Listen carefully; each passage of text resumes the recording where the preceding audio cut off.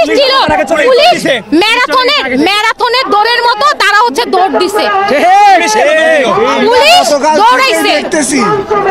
গতকাল থেকে দেখতেছি অনলাইনে চেষ্টা করেছে কিনা পুলিশ। হ্যাঁ, তারা যখন দেখছে এখান থেকে চলে গেছে, সর্বপ্রথম যখন ককটেলটা ফুটাইছে সবাই দৌড় দিতেছে।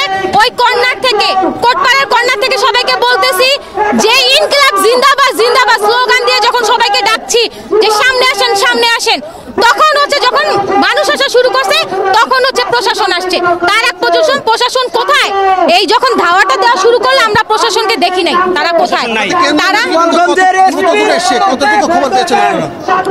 আমাদের কেন্দ্রীয় নেতৃবৃন্দ, তারা আমরা তো মাত্র এখন একটা হামলার শিকার হইলাম মাত্র, আর তারা প্রতিটা পদে পদে ঘাটে ঘাটে তারা হচ্ছে হেনস্থার শিকার হচ্ছে, হামলার শিকার হচ্ছে, প্রতিবন্ধকতার শিকার হচ্ছে। তো সেইখানে আপনাদের প্রোগ্রাম কি কন্টিনিউ চলবে? বা এইখানে প্রোগ্রাম না, এখানে মুজিববাদ মুর্দাবাদ কর্মসূচি হবে। আপনারা দেখেছেন যে আমরা এখানে সম্পূর্ণ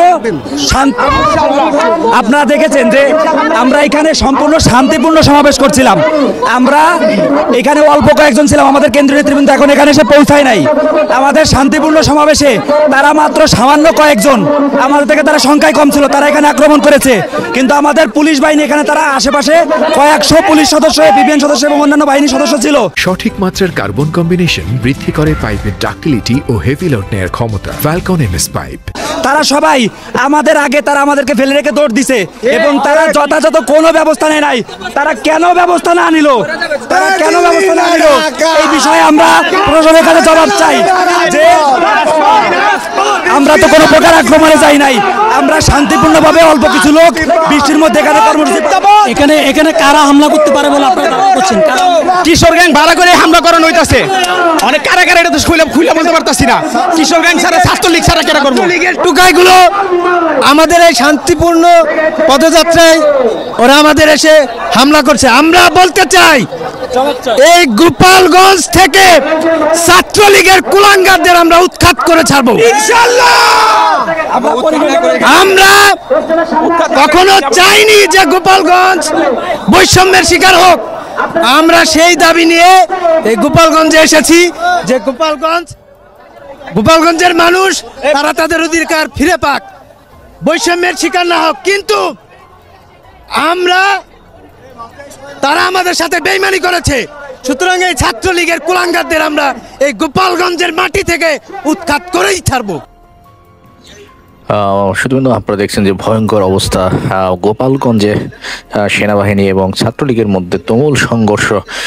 ছাত্রলীগের একজন কর্মী তিনি সামনে এগিয়ে এসেছিলেন হয়তোবা কিছু আকুতি করার জন্য, সেনাবাহিনীর কাছে কিছু বলার জন্য, কিছু আবদার নিয়ে, কিছু দাবি নিয়ে।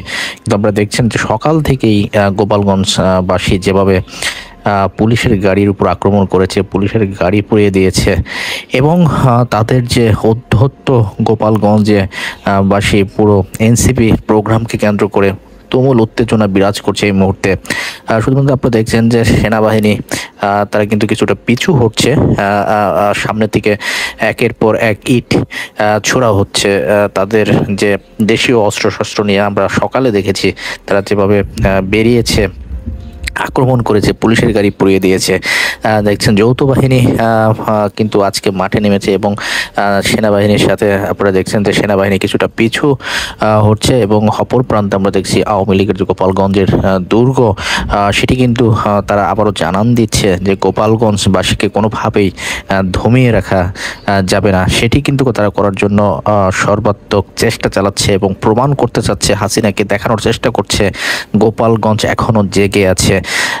আপনারা দেখেছেন সকাল থেকে যেভাবে তারা চারিদিকে উত্তেজনা তৈরি করেছে অস্ত্রশস্ত্র নিয়ে আওয়ামী লীগ। আপনারা দেখেছেন এই মুহূর্তে হচ্ছে সেনাবাহিনী কিছুটা দৌড় দিয়ে ধাওয়া দিয়েছে আওয়ামী লীগের কর্মীদেরকে ধাওয়া দিয়ে তারা পিছু হটাতে চেষ্টা করছে এবং একটি দেখলেন সাজোয়া যান পিছনে আসলেন এবং সেনাবাহিনী কিছুটা ডিফেন্সিভ ভূমিকা থেকে তারা কিছুটা আগ্রাসী ভূমিকার দিকে যাচ্ছে। তারা সামনের দিকে এগিয়ে যাচ্ছে দেখছেন যে শুধুমাত্র দুইজন এখানে আওয়ামী লীগের দুইজন পুকুরে নেমেছে। তারা কিছুক্ষণ আগেও এখানে আক্রমণ করেছিলেন, সেনাবাহিনীর ধাওয়া খেয়ে তারা এই মুহূর্তে পানিতে হাবুডুবু খাচ্ছে। তারা সকাল থেকে যে উত্তেজনা তৈরি করেছে, পুলিশের গাড়ি পুড়িয়ে দিয়েছে, সেনাবাহিনীর উপর আক্রমণ করেছে, এই যে আওয়ামী লীগের তাদের যে অধ্যত্ব সেটি কিন্তু ক্রমশই দিন দিন বৃদ্ধি পাচ্ছে।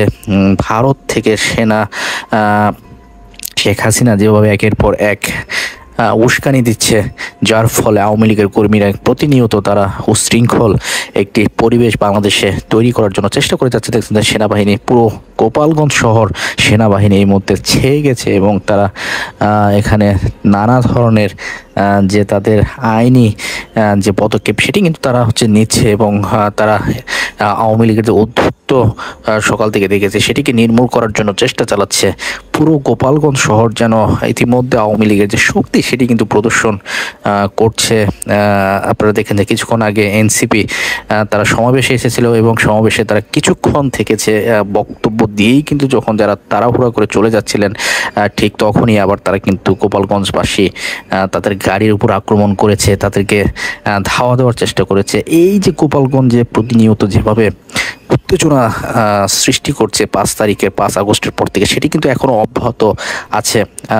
শুধুমাত্র দেখছেন যে এখনও সেনাবাহিনী তারা এখানে দাঁড়িয়ে আছে, তারাও এখান থেকে পদগুলিতে সেনাবাহিনী গাড়ি এই মুহূর্তে সামনের দিকে এগিয়ে যাচ্ছে। সামনে আওয়ামী লীগের যে গুন্ডা সন্ত্রাস তারা কিন্তু ইতিমধ্যে অবস্থান নিয়েছে। আমরা দেখছি যে সাজোয়া যান সামনের দিকে এগিয়ে যাওয়ার জন্য কিছুটা চেষ্টা চালাচ্ছে। দেখা যাচ্ছে শেষ পর্যন্ত এই সাজোয়া যান সামনের দিকে কি পদক্ষেপ নিতে পারে সেটি দেখারই বিষয়।